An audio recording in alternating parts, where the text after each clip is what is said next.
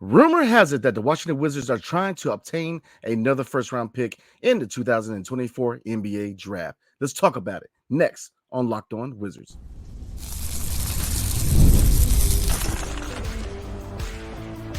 You are Locked On Wizards, your daily Washington Wizards podcast, part of the Locked On Podcast Network. Your team every day.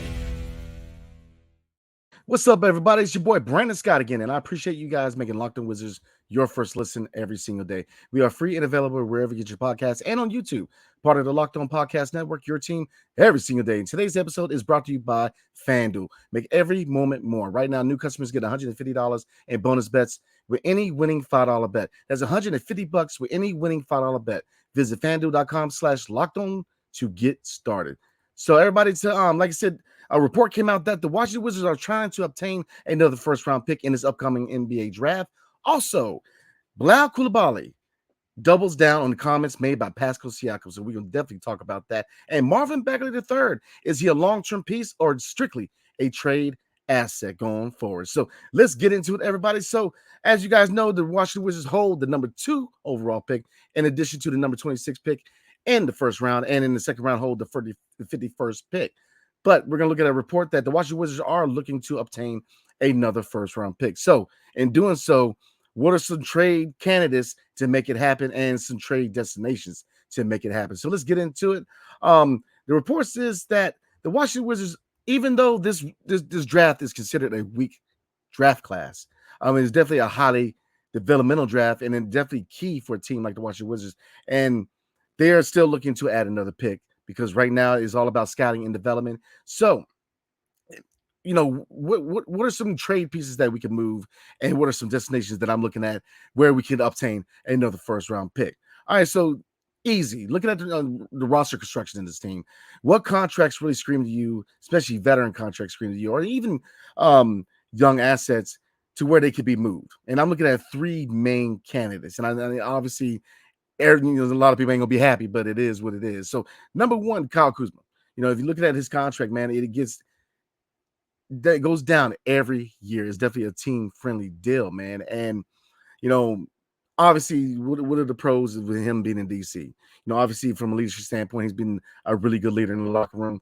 He's been a consistent source of points. Obviously, the last couple of years, he has been averaging 20-plus points a game for the Washington Wizards, and especially this year with him being the number 1 scoring option besides Jordan Poole. So, he's definitely, from an offensive standpoint, he's definitely a bucket getter. He's definitely a guy who can score at a high clip.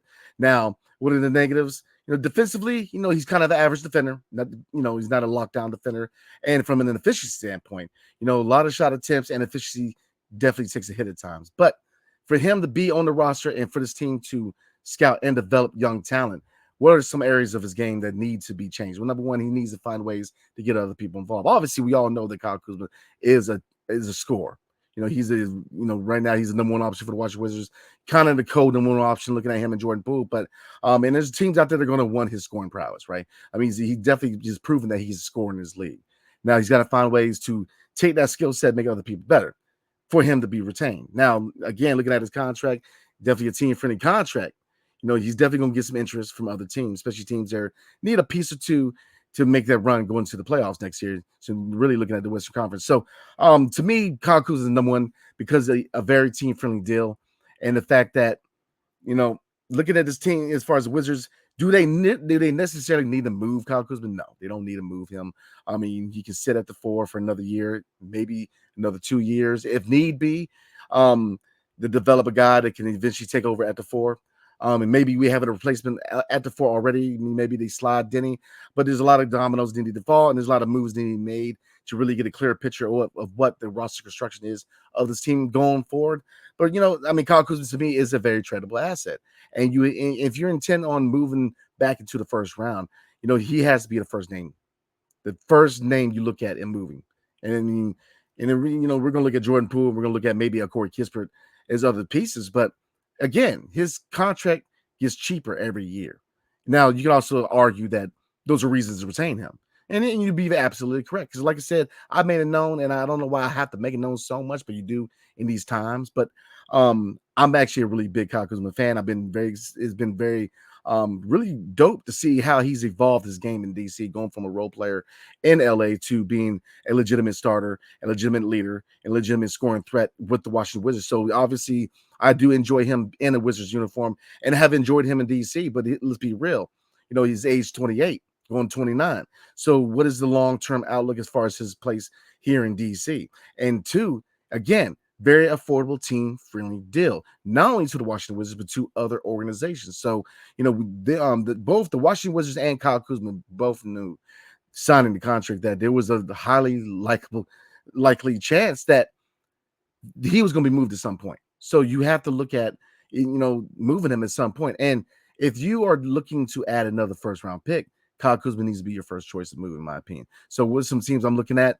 Number one, and really to me, really the best case scenario, the Memphis Grizzlies at number 9 in the draft. Because the reason for that, another report came out that the Memphis Grizzlies are looking to move the number 9 pick in exchange for winning now talent. And Kyle Kuzma could definitely fit in with what they're trying to do in Memphis, because, if you look at the roster construction, you definitely look at Desmond Bane being the 2 guard, obviously John Morant at the 1, and slide Kyle Kuzma right there in the 3. And I think that, and then you still have Jaren Jackson Jr. at the 4, and we'll see what they had at the 5. But, I mean, that's not a bad team if you're looking to create some noise in the Western Conference. So I would definitely consider making that call and to the Memphis Grizzlies and see that, whether a package of Kyle Kuzma and the number 26 pick can give us number 9. Because in this draft, you definitely want to come out of this draft with another guard and another and a center. And I'm definitely going to talk a lot more about our options and our targets at the number 2 and the number 26, and right now the number 51st pick. But we have some options in this draft. This is definitely a highly developmental draft, but we have options. A couple other guys look at it as far as trade candidates. You can look at Jordan Poole. Obviously, a lot of people think that he's a trade candidate going forward. Now, if you look at his age 24, he's not even close to his prime yet, and he's proven that he can play a high level in DC. I think he needs to be retained. And, looking at roster construction, as far as capabilities of this team going forward, they definitely want to be a team that want to be a faster team. And then with that, I think you can get there with Jordan Poole being the point guard going forward, in my opinion. So you definitely want to see a faster team. So I don't see him as a candidate to be moved. I mean, I know there's a lot of people in the organization that do like Jordan Poole and do look at him as a long-term piece here in DC. Number 3, Corey Kispert. He's a young piece, but he is going into his final year of his rookie scale contract. So, while it remains to be seen if he's a long-term piece for the Wizards, if there's been any talks with an extension, but if you don't extend him, maybe you move him. But me personally, I do like Kyle Kuzma. I think that he's I'm not Kyle Kuzma, Corey Kispert. I do like Corey Kispert, and I think that every team needs to score off the bench. Every team needs a high basketball IQ guy who can slash and drive to the basket, who can definitely shoot at a high clip. And I think we definitely need to retain Corey Kispert and definitely look at signing him to a team-friendly extension, staying here in DC, in my opinion. So out of those 3 guys, I think that Kyle Kuzma is definitely the best candidate to be moved. And I think that looking at the report 1 of the Washington Wizards trying to get another first-round pick, and looking at another report 2 that the Memphis Grizzlies are trying to move on for number 9, if you look at several other factors, the championship pedigree is another reason why, the Memphis Grizzlies could definitely use a guy like Kyle Kuzma, because again, his championship pedigree with the Los Angeles Lakers. And I think that a lot of those qualities can rub off on John Morant, because here's the biggest thing with Kyle Kuzma, man. Hate him or love him. I'm a big fan of him. I've enjoyed him in a Wizards uniform, but he brings a grown man element to the game. I think John Morant in particular needs a lot of guys around him and a lot more grown men around him. People are going to stir him in the right direction, especially on the court. Kyle Kuzma is definitely a guy who's going to definitely talk to you, definitely dig into you a little bit. And again, he has been a leader, a really good locker room presence here in DC. And I think that he will be, in addition to Marcus Smart, would be, both of them would be a couple of really good vets, man, who would help steer John Morant in the right direction. So I think that at number 9, I would definitely package Kyle Kuzma with the number 26 pick and move up to number 9 and try to grab another high impact player. Because again, the players we get in this draft, are they going to be able to contribute right away? No, but they're definitely going to give us a leg up and shorten this rebuild and definitely give us a lot more young players to help this rebuild going forward. And two areas I'm looking at: point guard and center. So if you go center with the number 2, you definitely want to try to grab a point guard with number 9. Now, and obviously we're going to talk more about the number 2, but if this is just an example, but if we go out and get Donovan Clingan, we could try to go, depending on how the draft shakes out, you could try to go get a guard, whether it's, Rob Dillingham falling to number 9, but there's options here. Or if if you look at the roster constructions, a lot of teams in the top 10, you could see Clingan drop into number 9, and you could see us grabbing a point guard at number 2. Whether it's a Rob Dillingham, whether Nikola Topic, I don't see right now. He's got an injury, and his shortcomings are the areas we need to get better at, which is shooting and defense. I don't see Topic at number 2. I really don't want to see Topic at number 2, but we have some capabilities. So yeah, again, everybody, there are reports that the Washington Wizards are trying to obtain another first-round pick, and I think the best chance to get back into the lottery would be, and there's other teams to look at, obviously, but to me, the best chance, if you really want to make an impact in this draft,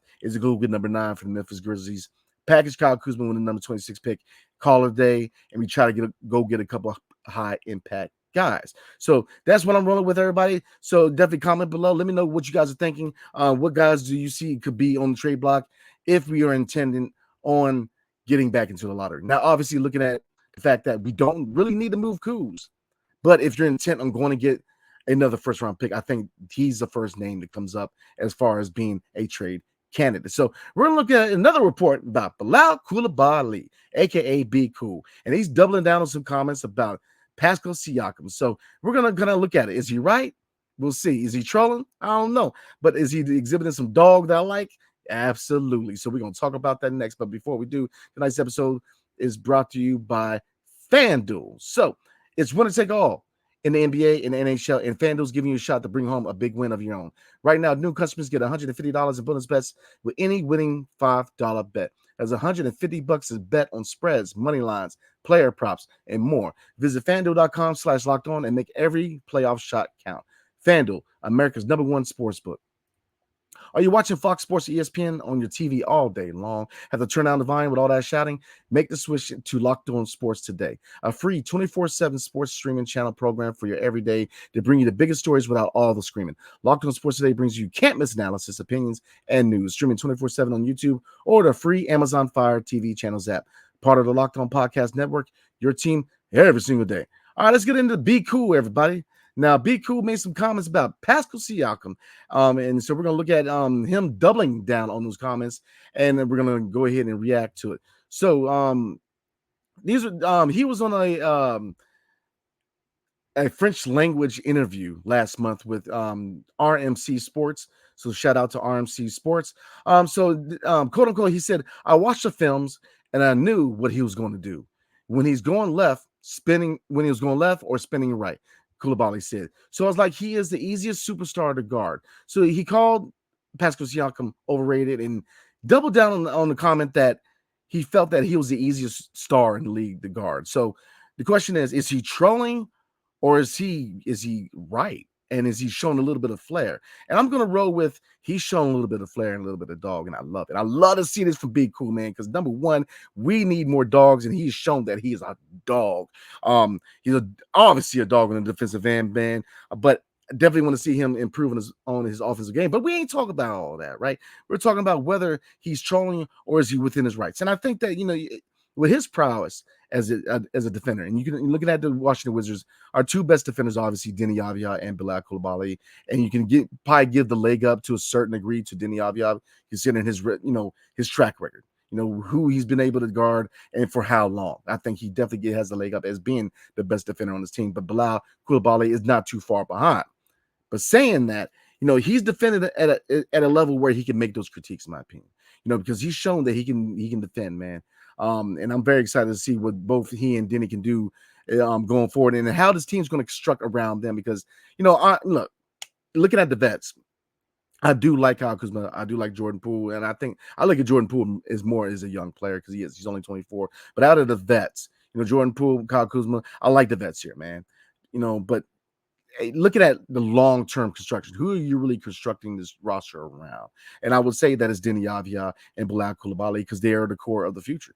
And that tells you what, looking at both of these guys, we need to add more shooting, but also defense. It needs to be the name of the game. We have to be a better defensive team, because you look at last year and really the last couple of years, we have failed in every aspect of defense, whether it's in perimeter defense, whether it's paint defense, whether it was transition defense, whether it was communication on defensive end, whether it was closing out on shooters, whether it was rotations. We were not a very good defensive team. So obviously we need to definitely add scoring in this draft. But defense needs to be the name of the game. So when looking at the draft, draft choices and where we decide to draft, I think that we need to look at, obviously looking at potential, other factors, age, skill set, especially offensively, and you definitely need more shooters, more guys who can, create shots for themselves. Definitely need to add more of that. But defense has to be prioritized. We have to be a better defensive team. And so, getting back to the comments made by Bilal, he is part of that defensive core, the defensive foundation. So I think he's well within his rights, man, to make that critique. Now, I mean, like I said, he's calling out Pascal Siakam, man. So, definitely want to see how the reactions are between those two. But here's the thing, man. I'm not going to say he's trolling because he's not. They ask him a question and he answers the question. He answers his question. He critiqued another NBA player, and he's well within his rights to do that. And like I said, he is such a good defender. I think he can make that critique, in my opinion. So, that's kind of my take on it. I'm not going to really get into whether he was trolling. I mean, they asked him a question, he answered the question. And like I said, a lot of these guys, especially these guys who are overseas players, man, they have commodity, man. So, all we know is, him and Pascal Siakam are boys, man, and he's just, he answered the question. But I do like his comments because, he's more and more. You see a lot more how he's kind of peeling who he is back like an onion, right? More and more layers coming off, and you really get to know him as far as his personality and his drive and his motor. You know what I mean? And Bilal Coulibaly, man, I love the fact that he's talking a little bit of junk. I want to see a lot more dog, man. Both him and Deni, man. I want to see them really become dogs this year coming up, man. Definitely want to bring that dog out, man. Talking junk, definitely. I mean, look, I like it. He made his critique. He has his opinion, and he's backing it up, and he's doubling down on it, man. I have no problem with that. I definitely want to see him. He's got an opinion.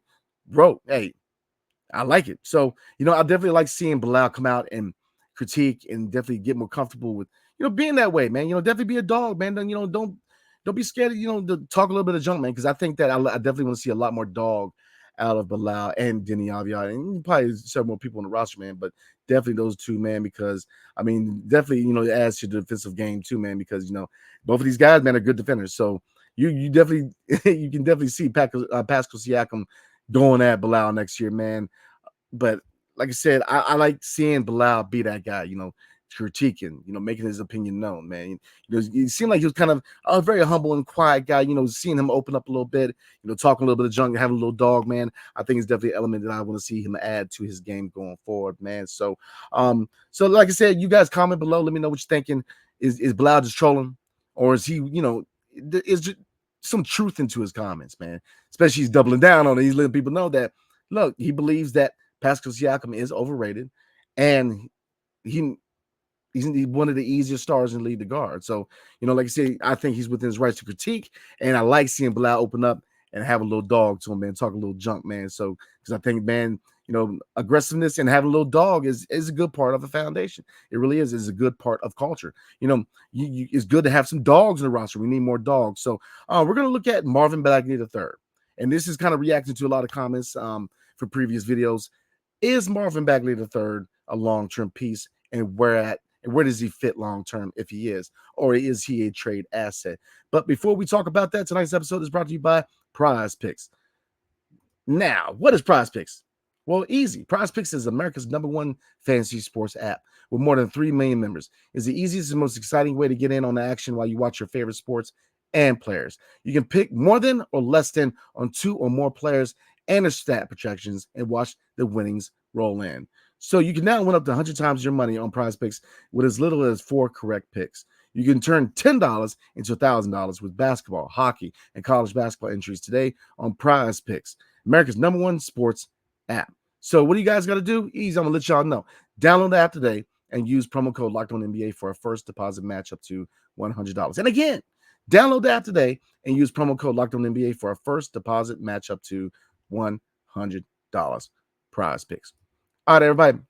We're gonna kind of end the show on this note, but this is a question for everybody. I'm gonna give you a little bit of my spiel, but our next video is going to be about the center position. We're going to look at the number 2 and the number 26 pick, and even the 51st, but we're really focusing on number 2 and number 26 and center prospects. Looking at Donovan Clingan. So definitely next episode, check me out tomorrow night. We're going to take a look at the center position, whether we're in good hands with Marvin Bagley III, or should we add more to the center position with Tristan Vucevic. So we're definitely going to look at Donovan Clingan, Zach Edey and other prospects. So definitely rock with me. But kind of lead into that. Here's a question for everybody. Marvin Bagley III. Is he a long-term piece? And if he is, where does he fit best on his roster? Or is he just a trade asset? So, that's definitely a question for everybody. So this is my spiel. We're going to take a look at Marvin Bagley III real quick. And whether I think that he's a long-term piece in the DMV. And I'm going to say, yes, I think he can be a long-term piece. Marvin Bagley III, he has proven that in the right system, in the right situation, with the right coaching and the right roster construction, he can prosper. Now, obviously, coming over, as a second overall pick from Duke, going to Sacramento, and then subsequently being traded to the Detroit Pistons. Did they really utilize his skill set to a certain degree? Yes and no. Now, yes, they did to a certain degree, but then they didn't. If you look at Detroit as far as the roster construction, the influx of players at the 5 and the 4. But there has been questions at both organizations. What are the questions? His motor. Him. When he cares, he's a very high selling player. When he doesn't care, it can very often be the detriment to his team. Looking at his sample size here in DC, he's been a player who has proven that, again, in the right situation, in the right system, he can flourish. And before we obtained him from the Detroit Pistons, along with Isaiah Livers in draft compensation for Gallinari and Mike Muscala, what were the issues that this team had? Rebounding was an issue. Interior defense was an issue. Interior scoring was the issue. And spreading the floor at the center position, and he did all those things. He came in, rebounding numbers and rebounding capabilities went up overall for this team. He definitely improved on interior scoring, interior defense, and with his ability to not only hit the mid-range, but the three-point shot, he definitely spread the floor and added to not only his individual offensive capabilities, but that of the entire offense. So looking at his numbers real quick, he averaged 11.7 points a game, 6.2 rebounds, 1.1 assists, while shooting 58.6% from the floor and shooting 39.1% from 3. So, boom. That tells you all you need to know. I mean, the guy, he fits the mold of the modern day big. Now, if he indeed is a long-term piece. Now, they could sign him to a very team-friendly deal. And, right now, we don't know what numbers he's looking at as far as, or whether he wants to be here long-term. But if looking at his age, and he's still young. This dude is still 25 years old. And I know it feels like he's been in the league forever, but he's 25 years old. He's only a year older than Jordan Poole.